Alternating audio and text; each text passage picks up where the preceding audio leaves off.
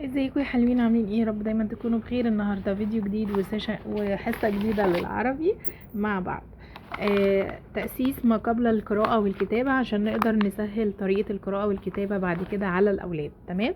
خدنا المرة اللي فاتت حرف الدال والزال، النهارده هناخد حرف الراء وحرف الزي. اسمه زي ومش اسمه زين، اسمه زي. اوكي. حرف الراء وحرف الزي من الحروف الشريرة جدا. ليه يا مس؟ عشان بتكهرب. خلاص احنا عرفنا القصة.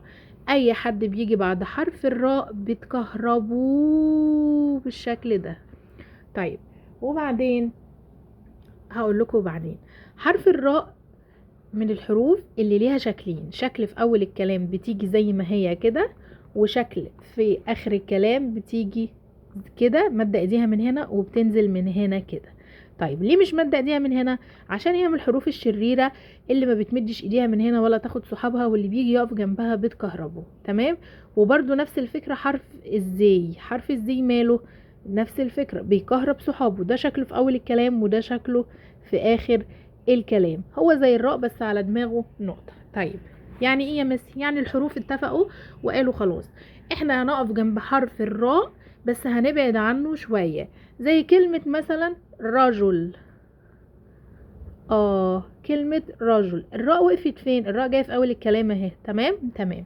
طيب بصوا كده، الجيم بعدت عنها شويه. طب ليه ما راحتش تمسك في ايديها؟ قالت لك بس الراء دي بتكهرب، هتكهربني، فانا ناصحه هبعد عنها شويه ونكتب الكلمه عادي. يبقى الراء ليه شكلين، ده شكله في اول الكلام وده شكله في اخر الكلام. بيمد ايده منين؟ من ورا. طب ليه ما بيمدش ايده من هنا؟ لانه ما بيحبش صحابه وما بياخدهمش معاه، فاللي بيقف جنبه بيكهربوا. زي مين؟ زي حرف الالف وحرف الدال وحرف الزال. تمام. طيب يبقى حرف الراء كده من الحروف الكهرباء، من الحروف الكهرباء اللي بتكهرب. تمام. وليه شكلين بس، شكل في اول الكلام وشكل في نص الكلام وفي اخر الكلام. مفيش حرف بيمسك في ايده خالص، بيمسك الحروف منين؟ من ورا، من الحته ده اهي. تمام.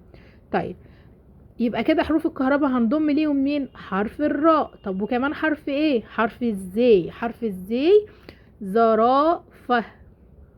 زرافه. ايه ده؟ هو انت مش قلتي ان الراء بتمد ايديها من ورا؟ الراء بتمد ايديها من ورا. جت تمد ايديها لقت مين؟ لقت ازاي صاحبتها بتكهرب من هنا من قدام. قالت لك بس انا مش مادة ايديا. طب ليه؟ قالت لك هو كده هتكهربني. طيب تمام. يعني انت يا زي بتكهرب؟ قال لك انا زي صاحبتي الراء بكهرب، واي حد هيجي يقف جنبي في الحتة ده هروح مكهربه.